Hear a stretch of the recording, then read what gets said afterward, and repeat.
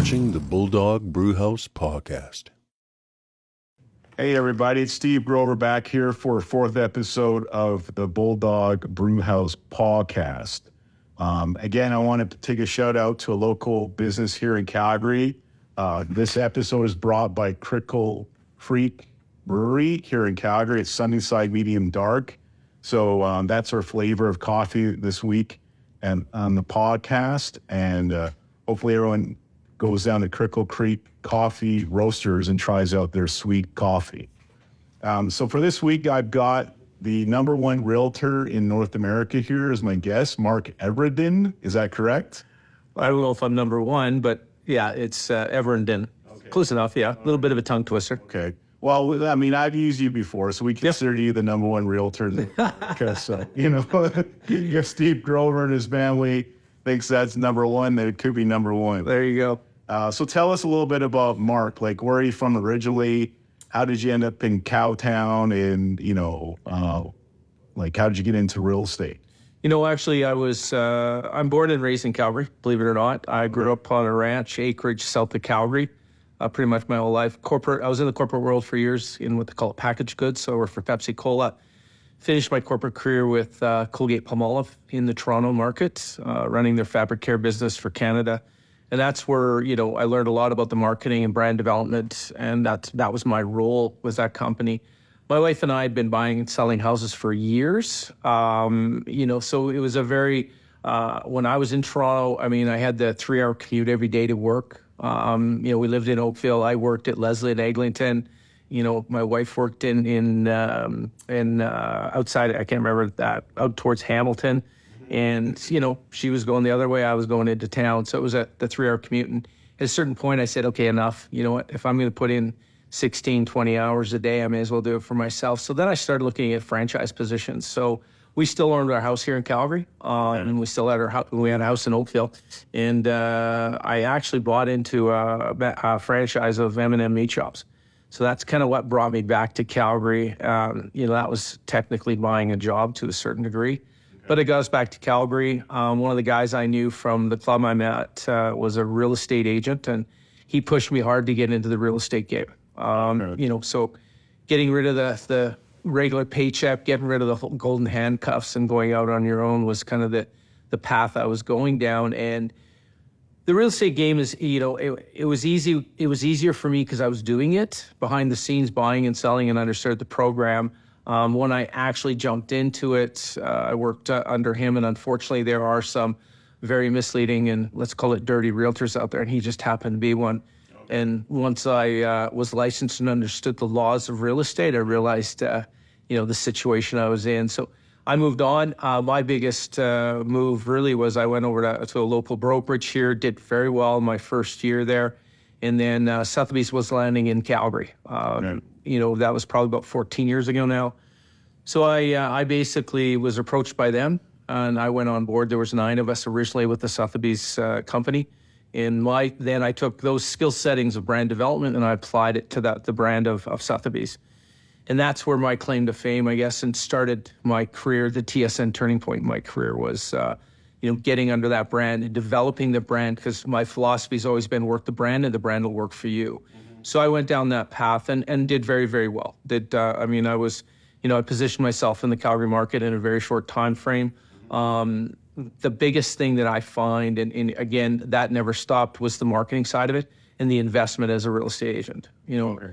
So I was investing, my monthly budget was probably running $50,000 a month for advertising, videography, photography, all the marketing campaigns and medias you need to go down to when you're dealing with your larger over $1 million, $2 million, $3 million, $5 million homes. So that was the element where I kind of had the success within the market here. And then about 7 years ago, a company out of England, in Hamburg, Germany, Engel & Volkers, approached me to head up their operation here in Alberta and own it. And I was the first office in Canada. So unfortunately, that was December 1st of 2014. And by mid-15, shit was going sideways. So I still invested, signed deals with Flames, it continued the aggressive marketing to develop the brand, develop the company. Yeah. And at a certain point, it was, it was Peter to pay Paul, and I had to make the call to to sell the company, and I did sell it off. Okay. So Yeah, let's talk about real estate, okay? I know you're going through a lot of stuff. Oh yeah. But I buy and sell real estate, and we all see this shows like Selling Sunset. So if you want to, like, everyone wants to get into real estate. I mean, even at one time as a lawyer, I was thinking, get my real estate license. How easy is it to sell houses? And a lot of people say, why I'm going to hire a realtor. But if you're someone out there and you're looking to get into the real estate game or job, what would you recommend to a young person or someone middle-aged looking to get into the real estate, employment? I mean, first and foremost, it's not easy. No, like everybody, it's easy. throw up a sign, make lots of money, and go golfing. Yeah, fantastic and all day, right? It looks easy. I list my house with you. I go. You say, Steve, go away for like 6 hours. I go shopping. You Sell the it. club. Come back, and you have an open house. You got pretty girls there. You're offering champagne and escargot, and then you sell the house, and I pay you $100,000. Yeah. I wish it was that easy. No, Perception. there's that. The element of marketing is very critical in how you showcase the properties. No question. Photography, videography is very critical. Yeah. Those dynamics are changing. The social media component of the game is changing drastically. Do I like going in the social media world? No, I never wanted my face up there. But the social media company says, you got to, and that's why 90% of my advertising outside of social media, you won't, I don't. What's it like? So if someone wants, okay, first of all, I know they've changed the real estate license game where you have to actually take a course and a test. Like before, 20 years ago, it was pretty easy to get your license, wasn't it? Yeah, you get in and get out relatively easy. The dynamics of that have changed. They made it more difficult. So what did they change recently?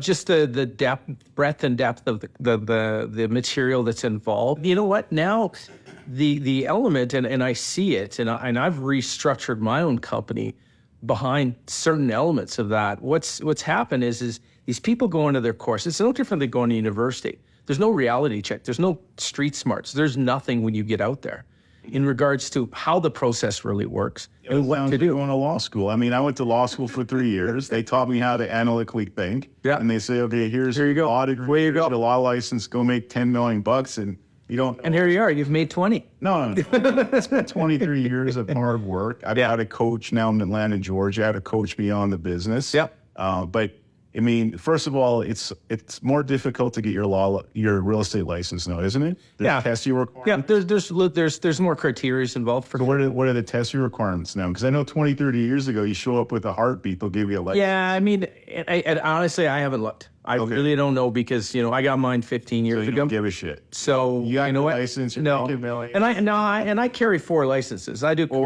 commercial, residential, property management, and rural. So what makes you the most money? Your residential, in my opinion, the residential. Now the commercial can be very lucrative as well. Yeah. But after a year of work, the deal can fall apart really quick. Okay. So there's bigger rewards on those ones. So there's more testing requirements. Yep. There's more reading requirements. There's actual tests you have to take. Oh, yes, absolutely. Okay. Yeah. But you don't know anything about that. Well, when I did it, I had to do all the testing. You just take a heartbeat. That was probably 10 years before I was.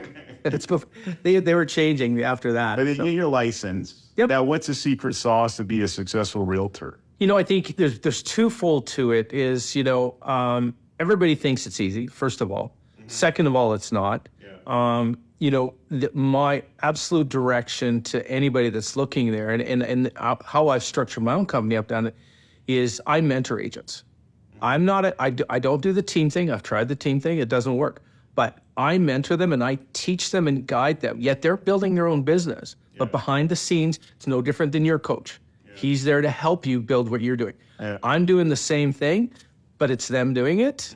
And under me behind the scenes to help them, both from a marketing, directional, negotiation, documentation, legal process, like the whole gamma. Yeah. And, basically that's what I'm doing right now. So do you have to have a good personality to be a realtor? Yeah. You can't be a nasty person? No. Mean no. and nasty? No. Okay, so it's part of it's sales. Yeah, you're sales. Okay. Yeah. What's the second part? You said there's 2 parts to the secret sauce. Well, the mentoring side of it, and you know what? You're gonna work. Yeah. I find so many newer agents. Yeah. Oh, I'm busy this weekend. I can't do open houses. No, I can't do that tonight. No, I can't do this. Yeah. Well, dude, you're on call 7/24. Like I literally work 20 hours a day. So it's not you get a license and all of a sudden you open a bank in Geneva, you get all that money and Yeah, so exactly. No, it's not that easy. Not That's the public perception. Because, you know, he drives through Mount Royal or, you know, Aspen or Springbank or some nice area, even Lake Onibus, you see a for sale sign, blah, blah, blah, blah, blah, blah, selling it. Yeah. And then next week you drive by, it's sold. Oh, that guy must have made $100,000. Easy money. Yeah, That's what most people think. You got to admit that, right? I mean, I'll tell you, yes, when you have some deals that are going together and you sell them in a week, yeah, you make good money. But let's look at the last 7 years of hell, where we were investing heavily in time and marketing, which I did, and I wasn't making anything. I was paying the bills, but there was no profitability from it. Okay. So now, we're making hay as it is, but you know, it's not always going to be like that. We're in a roller coaster, but we're at the top of the roller coaster right now. So I tell my junior lawyers that come and work for me, and I was taught 20 years ago, you know what, you get out of law school, you get your law license, you work. If you make it past your 5th year as a lawyer, you're a career lawyer. If you don't make it to 5 years, then you're probably going to quit and not be a lawyer. Is there a time frame that a realtor is going to be there, like 3 or 4 years, or does it you measure that at all? You know what? I think probably after a year and a half to 2 years, put up the game and actually are prepared to work. I see so many. I've had 3 or 4 agents come to me to mentor them, and I'll mentor them. I'll lay out. I'm spending money on them. Like I've set them up on lead gen programs. I've set them up. I've established to help them build their business, but they don't want to work. Well, unfortunately, we all have bills coming in, and if you're not working, you're not going to pay it, and I'm not giving it to you. So why don't they work?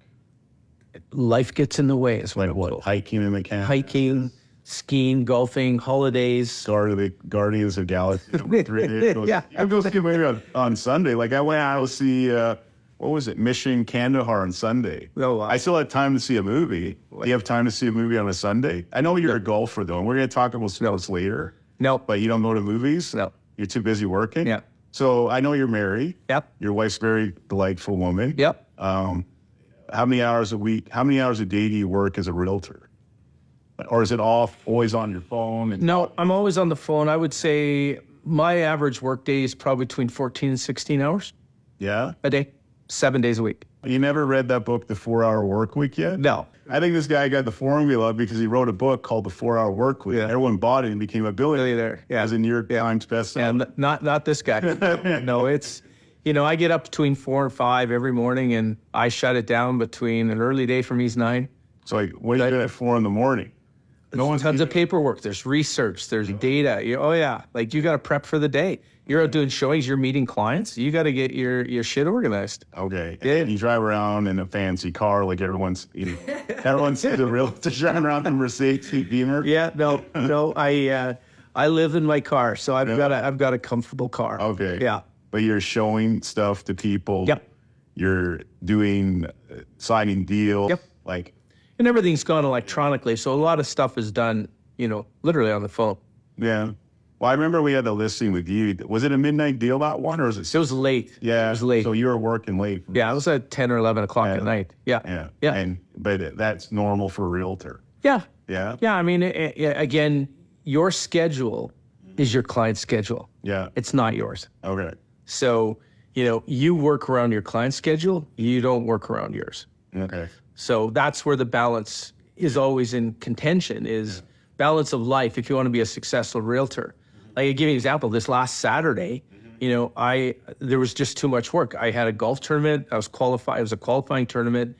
Had to cancel out that morning. Had 3 showings. Then, I was literally driving all the way from Spruce Meadows to north of Cochrane. Then I had a dinner. Nice ride. Oh, yeah.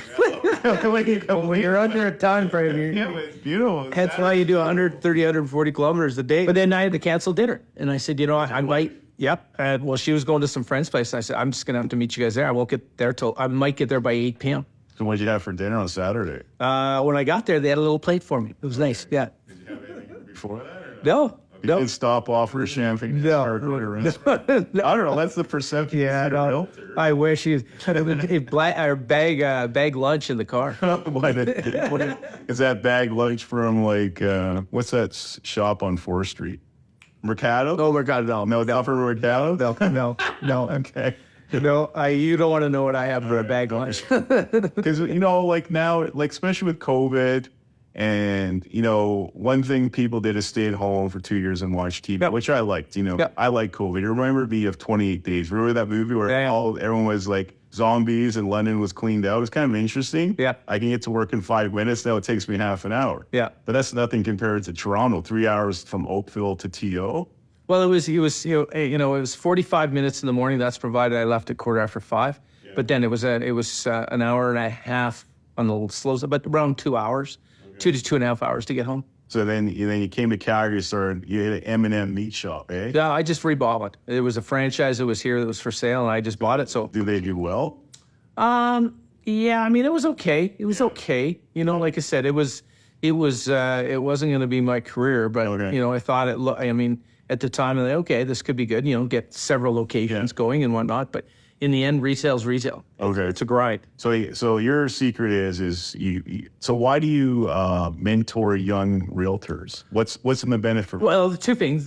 So there's twofold that goes with it. One, it helps them build their business and understand it. What do you get? What do I get? I taper. No, there's labor. Because they're able to help me when I need it, but they're also learning from that help. But you know, like the other thing is you know when they start doing deals, I take a percentage of. There is a reward down at the end, but the other thing that you know when new agents get in the market, it's expensive to play in this game. Yeah. Like there's a lot of bills that you have to do in order to build your business. Well, it looks pretty easy to me. Yeah. And pull up in a nice suit. You got a nice SUV. Yeah. Phone going. Yeah, and done no So deals. what are the typical? So if a person's like, it's obviously you like to mentor people. Yep. You have to work hard and you have to get brandy, correct? Correct. But what are the bills? Because it looks like an easy job to me. Well, I mean, if you do it right, just to do a listing, to do a listing alone, it's going to cost you $2,000 to $3,000 per listing. Well, your videography, photography, measurements, you know, and then you've got your social media campaigns.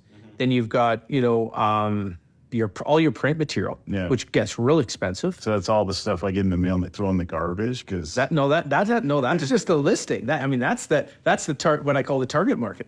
Yeah. So no, I mean it's totally different. So you know your average listing should cost, if you do it right, low side is $1,500 to $2,000 to put a house on the market.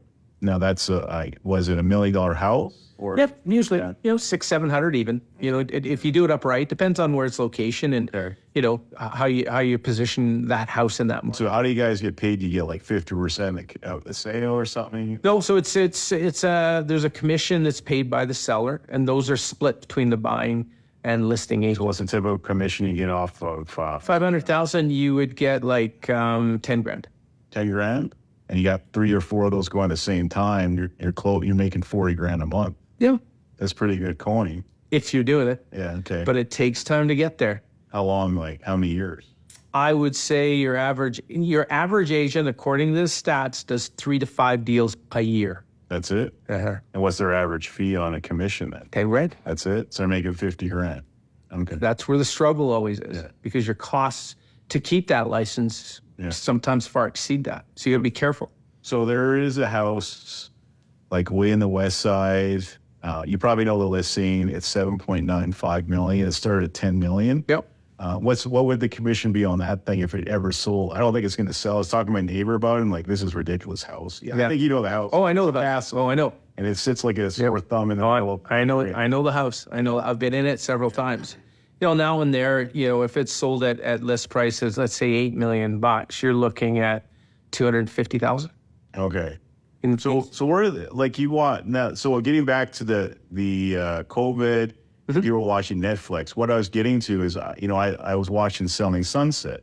You know that show? Yep. The Oppenheimer brothers down. I mean, they got quite the life. They got a house they got a built office right on Sunset Boulevard. They got these nice looking ladies dressed in Versace and Valentino. They got a billboard. They're driving around a Rolls Royce. That's the perception people think that realtors are all about? No, I mean it's it's when I do a lot of my marketing and my properties, whether it's $2 or $3 or $4 or $5 million, I'll get the fancy cars because you are selling a lifestyle as well. You're selling a community, a house, and a lifestyle. So if you showed up at like a dentist house and you showed up in a Lada, would you get the deal? Probably not. You never know. Maybe Depends how good you are. maybe it's related to foods. Yeah, you gotta watch, because perception's everything. So you gotta be careful what you roll up in, for sure. Okay. Yeah. So Selling Sunset, you've seen that show? Yep, not a lot. I've seen only maybe one episode. But you got to agree they got a pretty sexy lifestyle, those guys. Oh yeah, but Is it all real or is it all fake for TV? a lot of it's. I wouldn't say a lot of it, but the element of how they are. We don't see a lot of the stuff that they do. I mean, we're again, they're building a show behind the image of what they're doing. But there's more to it behind the scenes than you realize. Like what? Just the negotiating, the bantering. I mean, I tell you, what, clients, they can get nasty. So you see that they list the house for $11 million, and then we sold it, commission $800,000. Now keep in mind, Alberta. Yeah. Just so you know this, Alberta and BC is the cheapest place to sell real estate in North America. And what do you mean by that? In regards to commissions? Okay, so a realtor gets less commissions in Alberta than Ontario? Mm-hmm. And why is that? Just the way the market has been. Really? Yeah. Give you an example. I had a friend, we're selling his property out in Mont Tremblant. It was $2.1 million. What is that? Quebec. Yeah. So I just connected with, when I owned Engel Volkers, with the people I know out there. Yeah. Commissions on that, they got 2.1 was 6%. So $127,000. So the same commissions here for that house, 67. So you're 3%? 7, what they call a 7 and 3. Well, so explain to me when that... 7% on the first 100,000. Yeah. And 3% on the balance. Okay, so if you sell a house for $10 million, you get 7% on the first... So $9,900,000 is times 3%. Yeah. And $300,000 or so. Plus 7,000. 7,000.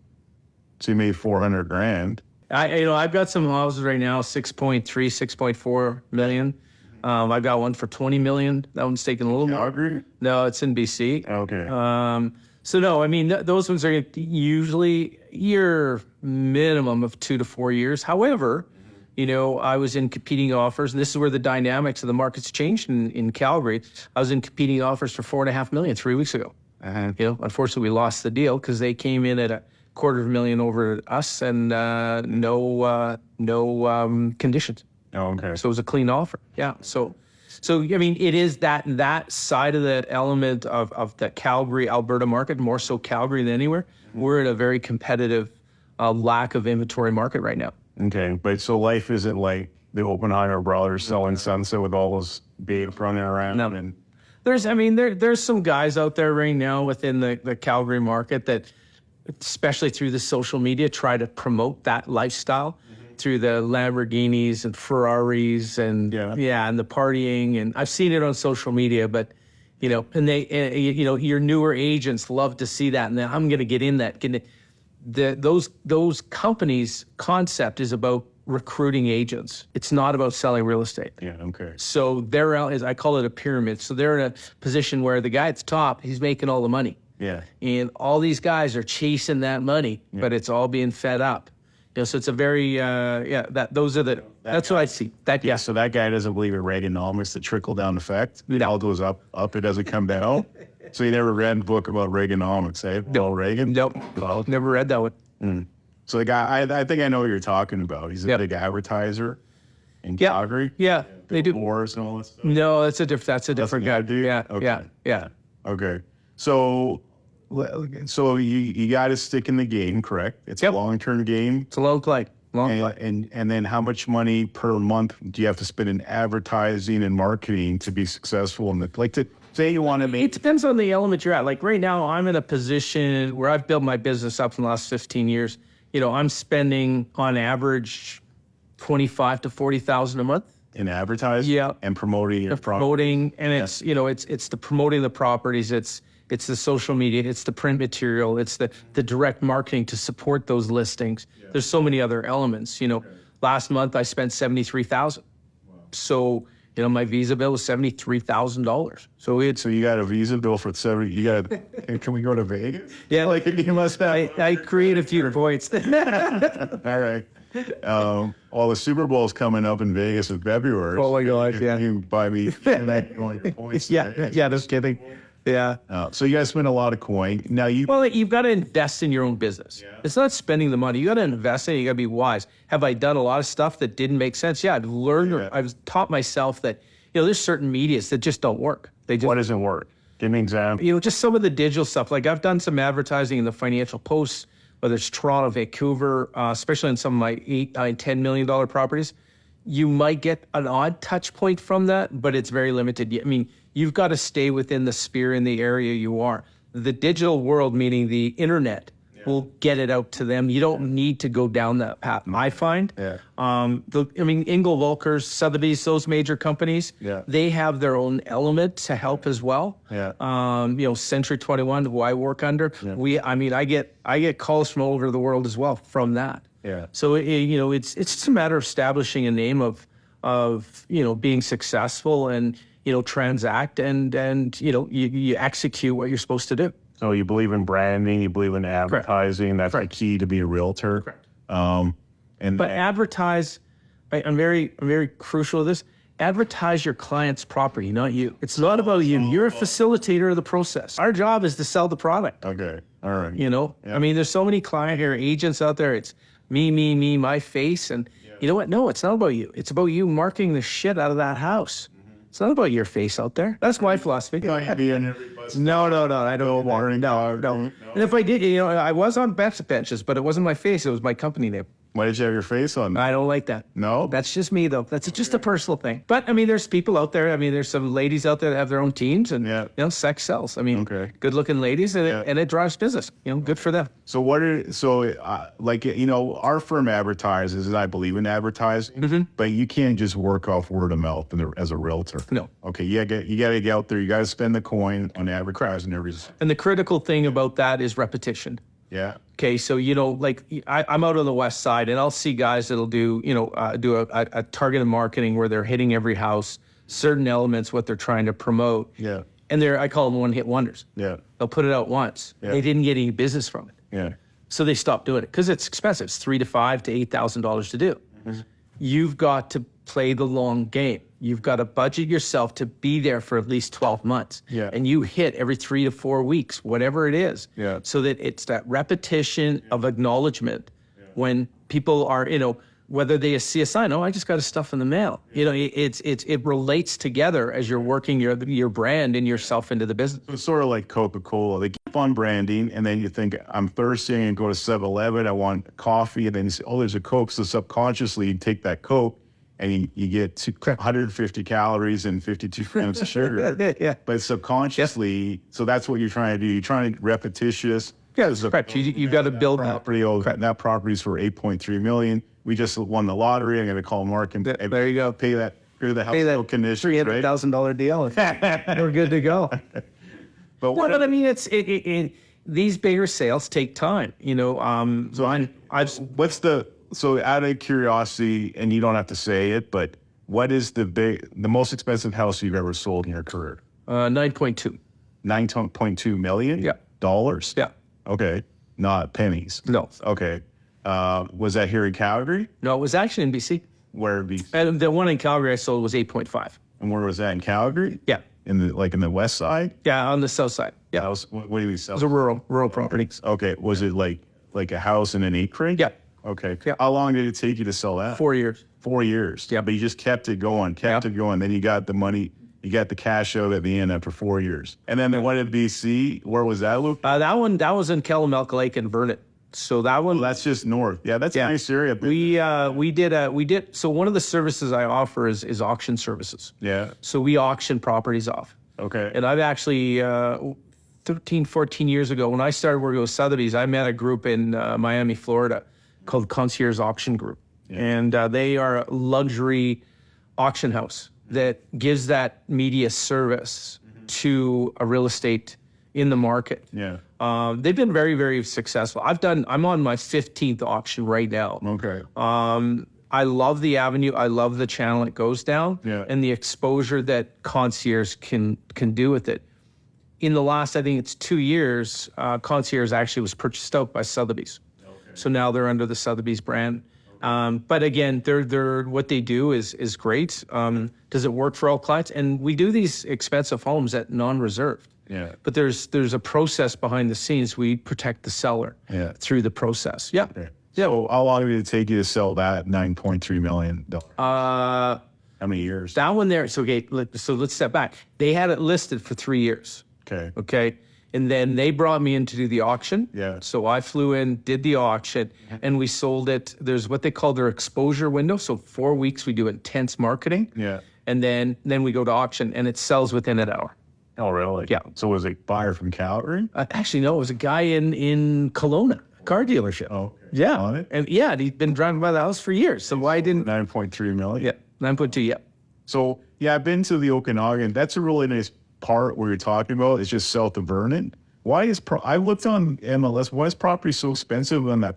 What's it called? The lake? Kalamalka Lake. Why is it so expensive there? I call it the Canadian Lake Como because it's just so exclusive. Yeah. The way the lake's positioned in the valley there, it's calm. Okay. It's not like going over the hill to the other side where the Okanagan is and the waves and it's called the Lake of I think it's 10,000 colors because the colors change. It's a really cool lake. Yeah, I think I got your postcard in the mail. I did the garbage. Oh, thanks. I can't afford that.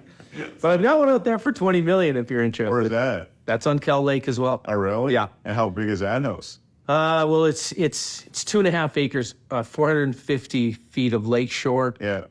There's a boathouse, main house. Boathouse is grandfathered because it's the second owner on title ever. Okay. And the main house. Grandfather.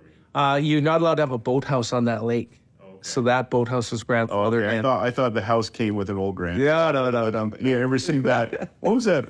Oh, what was it? The Ozarks? Remember that? They bought that. Oh, yeah. Old guy lived in the basement. And he came with it. And the main house is 16,000 feet. So so $20 million Canadian for a house on a lake in Vernon. Mm-hmm. Like my question to the person that buys it, why would you buy that? You could go buy a house in Miami Beach for what, $8 million? Yeah. But then again, when you're down in the States, you got all that stuff that comes at you. You can be shot. There's so much shooting stuff there. That's why they have like the Second Amendment. The right to bear. Right. Yeah, I know. So let's try to get into that politics. Yeah. Okay. So $20 million. How long do you think it'll take to sell that thing? That one's going to be 4 to 5 years. Have you ever thought of going to like Riyadh, Saudi Arabia, and marketing it for some rich Saudi? Oh, we put it over there. We put it over. Like, you know what? I'm actually got a client that has voiced interest. He's a sports guy. So yeah. Okay. We'll see where that goes. Yeah. Okay. He's from Calgary, but he plays in the Major League. So okay. Yeah. So I'm just interested in marketing because I believe in branding. Yep. Trying to brand Grover Law Firm. I just don't want it to be the Steve Grover Show anymore. Yep. It's hard for me to get out of the game if I want to. So what are your top 3 marketing things you would recommend a business to do? Obviously, with your experience of 15 years, like what would you do? Like social media? Social media is critical. It's I think you need to have I think the number one thing you'd want to have is definitely a website.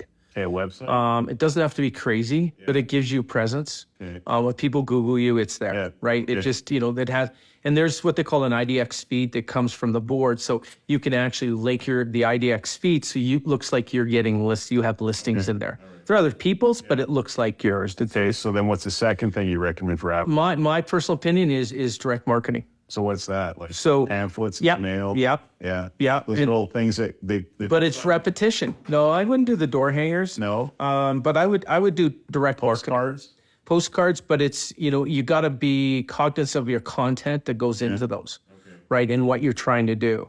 Okay. The third one is really try and get yourself aligned with somebody that can properly mentor you, not a team. Like I've had 3 people come to me that joined my program here in the last week, and they worked under teams. Yeah. And they, they signed the deal under the team, and the team takes 50% of everything they do. Mm-hmm. But they, just from my experience in the first 2 weeks they've been with me, they never got any guidance or help. They're just getting nothing out of it. Okay. Yet they're paying for if they do transact, they're giving up this money, but they're, you get what you pay for. Okay. And so that's my personal opinion is you've got to align yourself with somebody that can mentor you, but not, I call rape and pillage you, because a lot of them won't help you, but they love taking all your money. So my structure that I've laid out is, I take a smaller percentage they take a larger percentage, even though they're new. Yeah. But guess what? They're doing all the work. So if I got my real estate license and I said, I want to join you, Mark, in 2024, and I want to be a billionaire like you and have my show all over Netflix. 'Cause you know, Netflix is calling. Oh, yeah. No, What are they gonna- I got my own YouTube. I've been doing videos for 13 years. What's the name of your show going to be? Selling Aspen, selling Bel Air, Yeah. selling Mount Royal? Yeah. You haven't thought of your show yet? No. Okay. What? So, and I asked you to mentor me for like how long do you recommend I be mentored by you? Like 24 hours? Yeah, I'm literally, I am on call for these. Like I get calls anywhere from 5, 6 in the morning. Yeah. I got a girl in Canmore. I got guys up in Edmonton. And So how long would you recommend I work under you? I would say a minimum 6 months. 6 months in a year, maybe? Yeah. Okay. Yeah. And- Now, all my contracts, I put no end dates. Yeah. Because you know what? If this doesn't work for you, Yeah. way you go. Like there's a lot of guys out there will make you sign your life away. Yeah. And your ass is tied to them for 2 or 3 or 4 years. Okay. And you want to leave, they're going to sue you. Okay. So say I found a nice listing in Lake Bonavista, 800 grand. Mm-hmm. And what would be my cut of, like, we sold it for 800 grand. What would our commission be? So you're 800 grand. So let's say, so that's 20, let's see, what's 8 times 24,000. So you're roughly about 30,000 in commissions. And then what would you take? So I take, so here's how it works. So I've created and I have my own lead gen program that I bought and built. So if it came through our lead program that I'm paid for, remember, you're not getting any bills. You have nothing coming at you. Yeah. And I've put about 35, 40,000. Plus, I'm not going to work. No. You know, the guys, it don't work. Right? Yeah, So I'm going to be on the, I'm going to be like in the golf course. If it comes through my lead gen program, you give up 40%. So And you get 60. So then our fee would be 30,000, and I would take 18 home, and you take 12. Correct. So that's a pretty good deal for me doing no work. Correct. So And I teach you how to do it. yeah, and I can golf on the weekends. Yeah, you know whatever you want. I don't You care. can work all the time. No, and on the weekends, you're doing open houses. So do you pay people to show up at open houses? No. I heard they pay them $100 for someone to sit there all day. No. That's not true? No. Okay. No, I mean, I have multiple listings ranging anywhere from $500,000 up to 2, 3, 4 million. Mm-hmm. We will run open houses there. Now, remember, you have a targeted market. Yeah. The buyers are coming directly to you. Yeah. So if a buyer comes in and somebody, maybe this isn't the house for them, Yeah. but you've picked up a client. Yeah. Open houses actually generate business for people who sit there. But what I happens? love doing open houses. What happens? A guy like me comes in and I'm just looking around and, oh yeah, you know, I get ideas from open houses. There's a house for sale in our cul-de-sac, sort of. So I went in there, just checked it out. This is a pretty nice house. And I thought about selling our house and buying that house. It's just, it's too much headaches, a lot I've of got the work. kids, the dogs, all the man cave stuff now, just to move all that stuff, even like half a block, forget about it. Selling houses is not easy. Yeah. Especially for the families, especially when there's kids and dogs and showings. Oh yeah, it's a pain in the ass. Absolutely. Okay. So so you believe in the website, you believe in direct marketing postcards. You talked about mentoring, but what other advertising avenue would you use? Well, I'd still do. Again, the social media is a critical part. Like Facebook? Yeah, Facebook.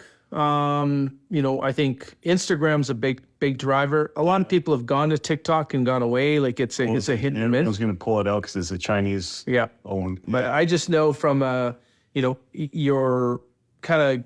There's a lot of people that do the Instagram. I'm not a fan of it because some of it it's goofy. Yeah. There's no professionalism to it. Yeah, but doesn't goofiness sell though? Like, get it. Sometimes. Well, there's a guy in our area. He's got these, I won't mention his name, but his ad on the bus thing says clients needed. Oh yeah. Like houses needed. Yeah. It grabs your attention. Yeah. And then you remember his name. It's a stupid ad. Would you agree with that? Or is it true that houses are needed right now? No, it's true. Yeah, I mean that element of the market right now in Calgary is we're lack of product. So you do website, you do direct marketing, and social media. That's what you reckon. To get started. Yeah. Okay. And then it depends on how I think those are the critical ones that you need to do. And then as you grow, what other areas of advertising would you do to brand? One of the biggest things that I find is obtaining listings. Yeah. Is free advertising Okay. because you're putting your signs everywhere. Yeah. So that's the other component you got to look at. Okay. Oh, my wife just texted me this. So he found this in the mailbox today. No, there you go. See? The Hey? Evernden group. It's like, what? See? I thought, There you go. I found this in the mailbox. This just went out this week I thought for it'd me. be a letter from Revenue Canada. You see, you go with 10 million in tax. There. See? Yeah. That's direct marketing. All right. Okay.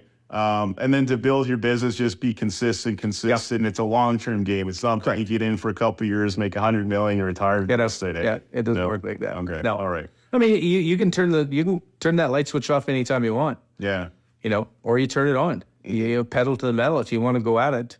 Just prepared to, to a certain degree, have no life. So what is the most frustrating thing about being a realtor for people out there that want to get in the market, or they think your job is so easy? That's my frustration, is the perception of this is just an easy job. Yeah. Yeah. Okay. Yeah. And, right now, again, let's step back 7 years where we're shit. We're spending as an agent, still promoting the shit out of what we do.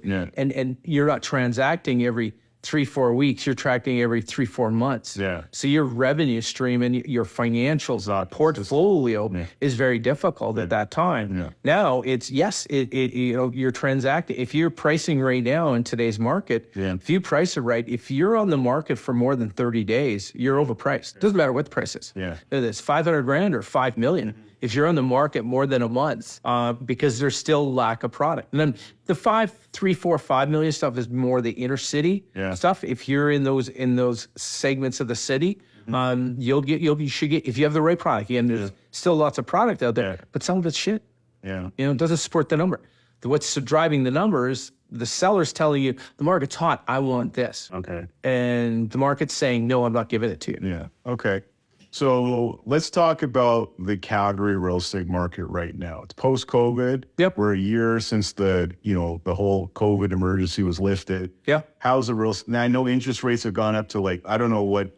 I know we renewed last August. I think we got 4%, which is probably good. Well, prime right now is 6.75. So what do you pay? What's your interest rate now if you go to the bank? Well, you're going to pay anywhere from 7.5, 8, depending on. No, yeah, it depends if you do fixed variables or open variables. Fixed variables are always usually discounted. I don't know what that amount is. Usually at least 1.5. Yes. Off of prime, so you'd be 5.5. Okay. 5.25 rate. In 2004, I bought a nice little townhome in Garrison Woods. Yep.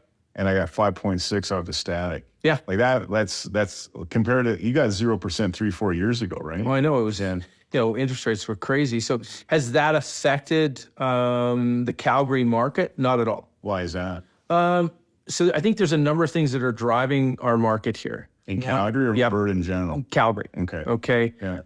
Edmonton's doing okay, but not to the the Calgary level. That's for sure. I think there's 3 major things that are driving that here. One, you've got Toronto and Vancouver are out unrealistic for pricing and for people to afford a home. Okay, so that's number 1. Yeah. 2, we have massive migration coming here that are coming from those cities. Because remember, January 1st, we had a foreign ban. No foreigners can buy properties in the city here. In Calgary? No, in Canada. Oh, okay. That's a foreign ban. Now, there's elements outside of that. You can buy some land. You can buy acreages. So there are some rules behind. In fact, we just closed on a deal today at a couple from Texas. Bought a piece of land. Yeah, we did, again, coming in from out of country because they're wanting to get out of the state. So Calgary's a good market. Well, and the pandemic's changed those dynamics. In what way? Well, because people now can work anywhere.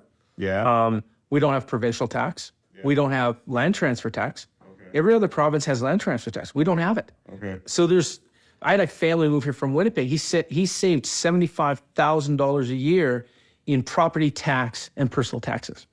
So Alberta is a good province to still live in, no matter what people say. And we're only 1.5 million people in this city. Out west, or is it 1.6? Yeah. Yes. So I'm not watching stats every moment, but we're up there. Well, you just we're growing it. Yeah. Google Calgary population 2023. It's 1.64 or something. Is that okay? That includes Airdrie, So I'm talking Calgary. Okay. Yeah. All right. So which makes sense then. So Calgary is still a good market to buy in. It's cheaper than Vancouver and Toronto. Interest rates being high, it's still a good opportunity to buy. Correct. Yeah. Yeah. And so you'd encourage people to buy in Calgary still. Absolutely. Shy away from Nope. Not at all. I mean, where we're seeing that interest rate effective is towards the new home buyer, which is driving our rental market. Yeah. So our rental market is very slim as well. We don't have any inventory in all elements of real estate right now. More so, on the residential side.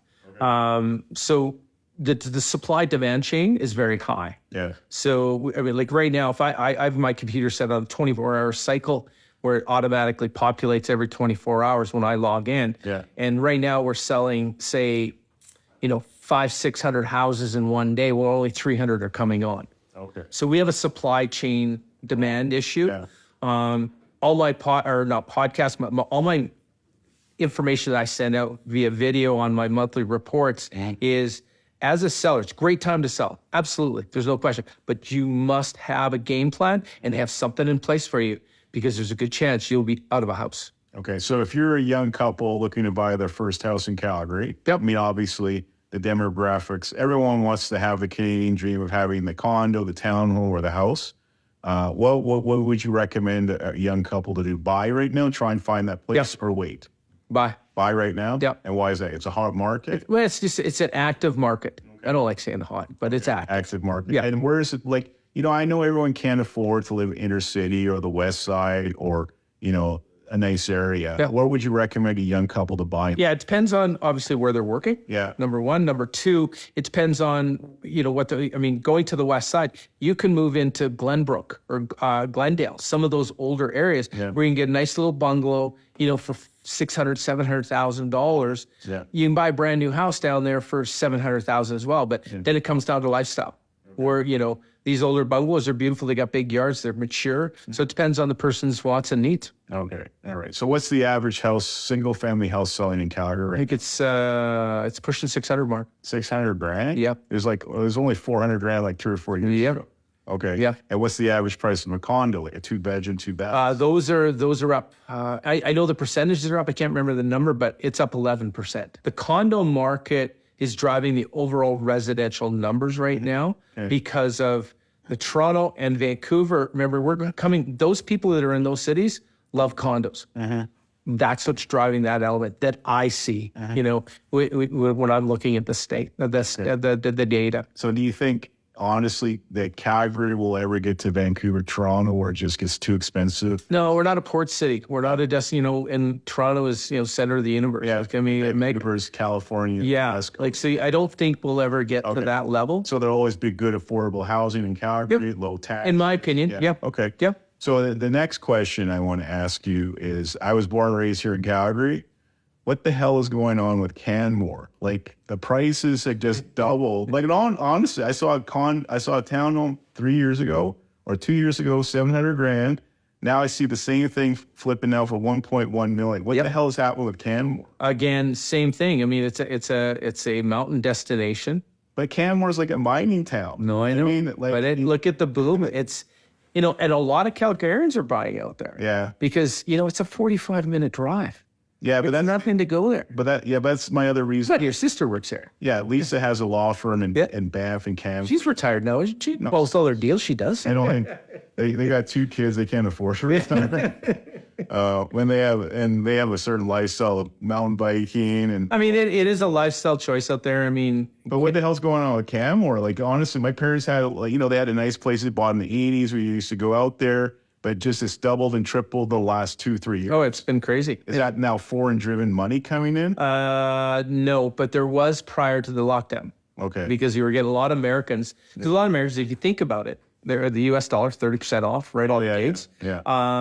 The ability to come up there. They're comparing to Aspen, Vail, all those other. Well, I know that. So that's their comparable because it's still, and they're working off a Canadian dollar. Yeah, because I know my sister, Lisa, that lives in Canmore and Banff. She's got the business in Canmore, Banff. She lives in on Canmore. Yeah.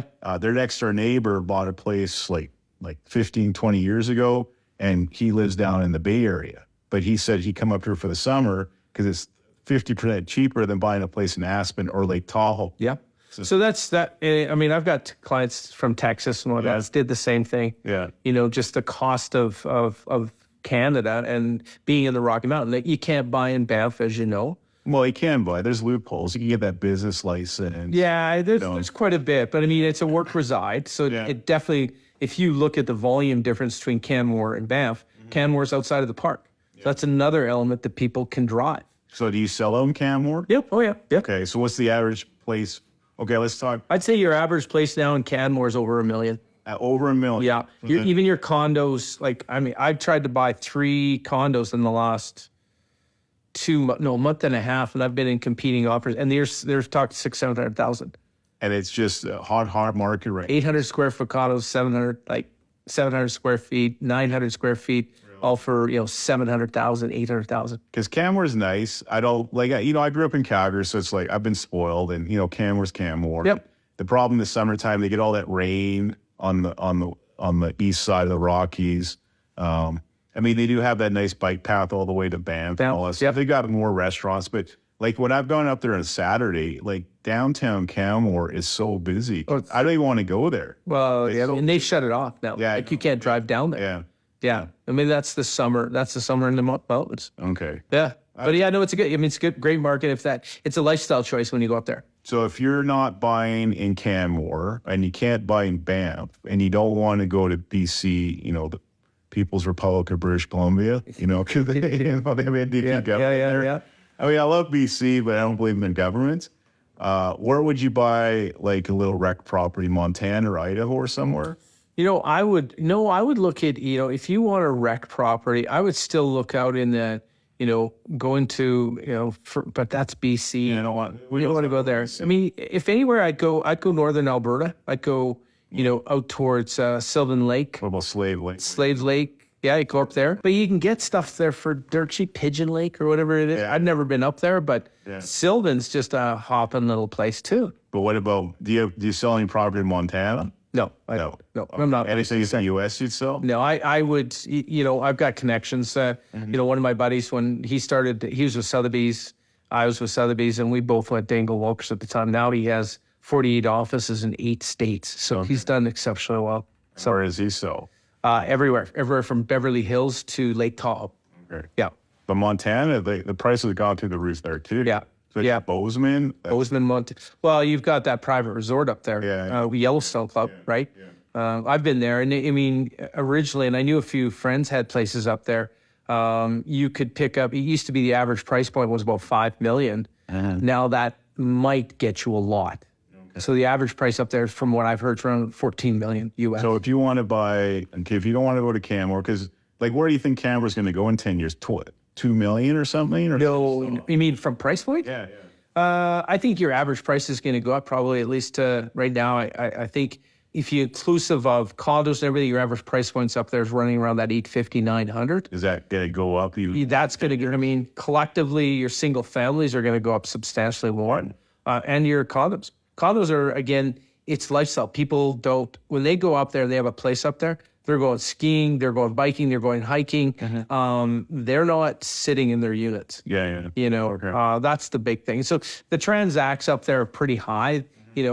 Stuff moves there pretty quick because, again, lack of product. Okay. So lack of products in Calgary and Canmore.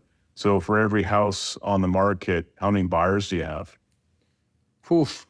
I would say for every house on the market, there's 3 to 4. Yeah. Okay. So there's clearly not enough product in Calgary. Will that ever change, or is it going to be a wave? Right now, I don't see anything that's going to stop it. And why is that?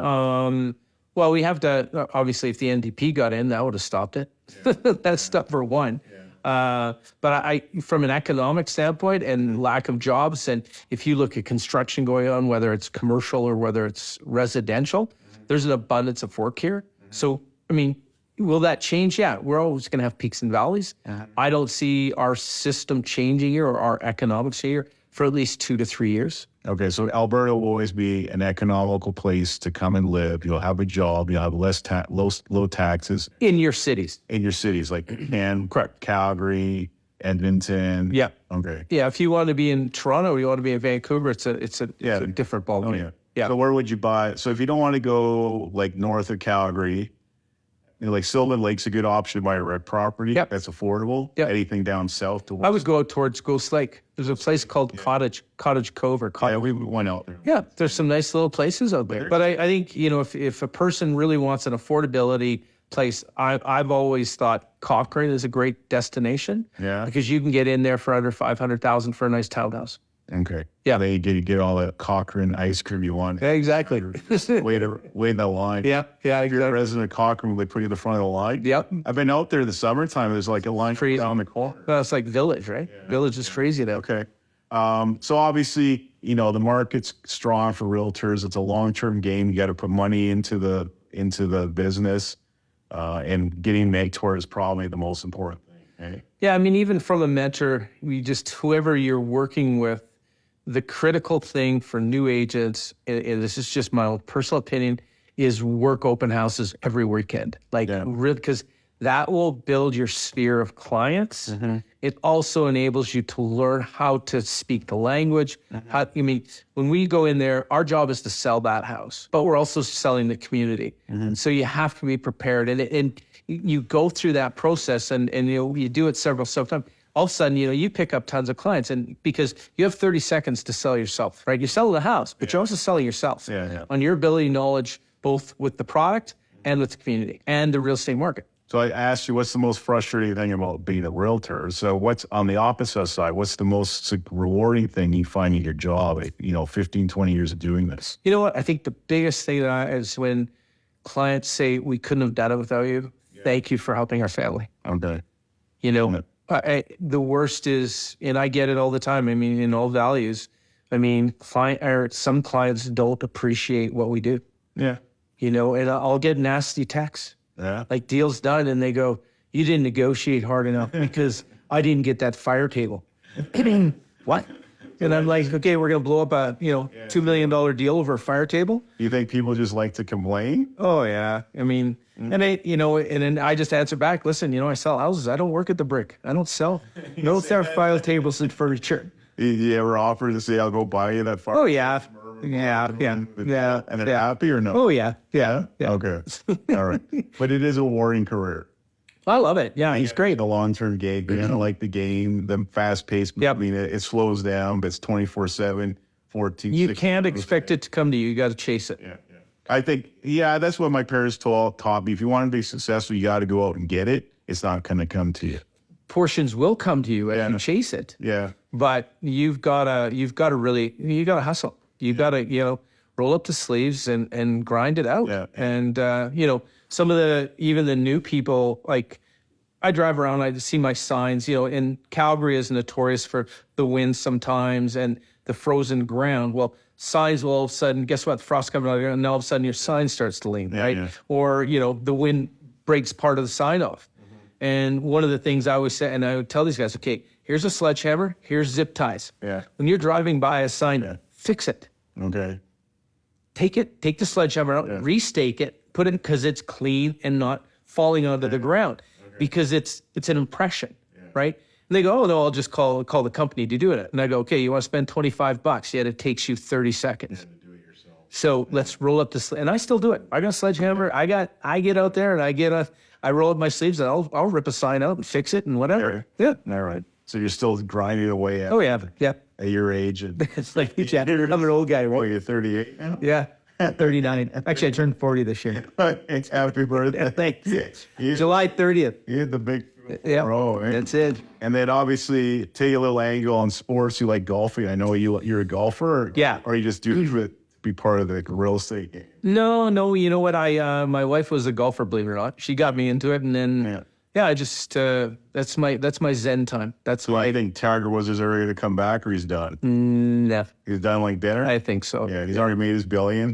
Yeah. He can live off his endorsement. He could go, teach a bunch of Saudis. He's still an amazing player, I have to say. So who's your favorite golf player right now? Well, Phil Mickelson. You still like him or no? Yeah, Phil's good. Does he have a little attitude problem? He's cocky and stuff like that? Well, yeah, but he's, everybody hates these guys that went to live. And I'm thinking, okay, look at the stage they're in their career. Yeah. And this company comes in and offers them $200 million signing bonus and make all this money on the side as you play. Saudi Arabia. Yeah, that's live. Well, yeah, that new golf league they started. Yeah, it's called Live. So a lot of elements with the PGA was going on with that. But no, I mean, I play out of a private club, and I just, I try to play Saturday and Sunday mornings, and then I work the rest of the day. Are you also hustling, like handing out your cars at the club? No, you know what? The best thing is I went and got custom-made golf balls, right? Mark Everenden? It has my name on it, Yeah. right? But on one side, it says reward if found. Okay. So somebody finds it, What do you give them? well, they take a picture, and I say, if you call me and you need the list or buy, there's a nice little kickback. That's your reward. Okay. You don't give them like a Slurpee? Now, we're talking the rewards, a few $1,000s, dude. Yeah, so there's money behind it. Okay. You watch hockey at all? No, No, not at even though I got season tickets, I'm not a hockey guy. Other than golf, is there another sport you follow at all? Not really. No, I played competitive rugby for 16 years, traveled around the world, and Play like hooker? I started when I was 14, 15. I played as a hooker, and then I was wing forward. Yep. Okay. Played for Alberta and played in the Canadians and all that fun stuff. Yeah, I went overseas 5 times. I played. Okay. Yeah, Were you pretty good? I did okay. Yeah. And for a little guy, yeah, yeah. You got a big contract in like South Africa? With the All Blacks, yeah, no. They, it was a good experience. You travel around, and we billeted everywhere, and it was fun. Yeah, I think one of the best places I stayed at was we stayed at the Guinness Castle. In what, Dublin? Lady Guinness, yeah. In Dublin? Yeah, the chauffeur's son played rugby, so we stayed at the house. Okay, there must have been a lot of hungover nights. There's some beer nights, yeah. There's some beer nights. So, yeah, and then the Stanley Cup, I know you got Flames tickets. Who do you like, Vegas or Miami, Florida? Ooh, I'd probably have to go to Vegas. Yeah? Yeah. Okay. I don't think the founders of hockey would dream of a Vegas. No. Florida. No. There's no Canadians in it. That's the problem. Not since '93. The Canadian teams won the cup. Yeah. So, Wow. yeah. Okay. Well, yeah. I want to thank you for your time. No problem. Pleasure. I mean, hopefully you've educated people on perceptions of being a realtor. It's a great career. You agree with? Yeah, I love it. It's I think and I tell even the agents that I'm mentoring right now, a good agent can make a very successful career. And if they're good and they hump it and they get out there and grind it out, realistically, they should be making $200 to $300 very comfortably in a year. $300 a year? $1,000. Oh, yeah. 300,000. Oh, yeah. Okay. Yeah. That's pretty good coin. Oh, yeah. Yeah. But it takes years to get there. Yeah. Okay. And then, and again, invest in yourself, invest in your company. So strategize yourself properly. And branding. Yeah, I mean, I've revamped my branding. This industry, there's haters. Well, people are jealous, right? Yeah, there's people out there, like we were doing some revamping in my company and some brand development. And one of the things was, I hooked up with a company and they were great. And they said, one of the questions I asked is, what's your transition window? And they go, I don't have a transition window. Like, what do you mean? Well, you're not going to do this forever. Well, maybe not. And they said, well, we need to create a brand behind, and then have one of your mentors take over the company. Yeah. And then there's a residual. So from a structure standpoint, that's what I've done. First they were talking Evernden Group and all this, but, I don't want my last name on there. Why not? Because people are haters. Why should just call it Marky Mark in the phone? No, thought about that. No, for Mark. So that's how you've created that brand, Evergroup. Yeah, okay. And then it wasn't just the branding; it was the Pantones, it's the colors. Yeah. It's very eye-catching. The element of how we've laid everything out. How the East shifted. There's so many components to how we've redeveloped the branding of that element, and then how I've positioned it for the other guys is to go, okay, under the Evernden Group or Evergroup, then you can go, Ortiz Real Estate. So we double brand them to help them, but then I'm actually spending all the money to help them build their business. So there's a whole gamma behind the scenes that I'm building for them. So and it's fun. You're still a Century 21? Yep. Okay, I got a little present for you. You left this in our neighborhood. Oh my God. I wonder where that went. Winston the Bulldog, you found it. Oh, that's funny. Well, it's right around the corner. Yeah. Where did that thing go? All right, well, thank you for coming. You're welcome. Thanks for having me. Hopefully a lot of people learned about your job, yourself. Obviously, we've used you. We've been happy with your services and product for my family, myself. So if anyone needs an excellent realtor, look up Mark, and he'll probably sell your house in a minute. We just got to position. There's agents out there. You got to be really careful that are pricing stuff low to create a quick sell. They're about stats. They're about, and they're not about what's right for the client. I mean, I had one last week, I'll tell you, agent came in, said 1.2. Then he changed, oh no, 1.5. And then when I met him, I'm like, no, you're pushing 1.7. Okay. And we listed just under 1.7 and gone in today.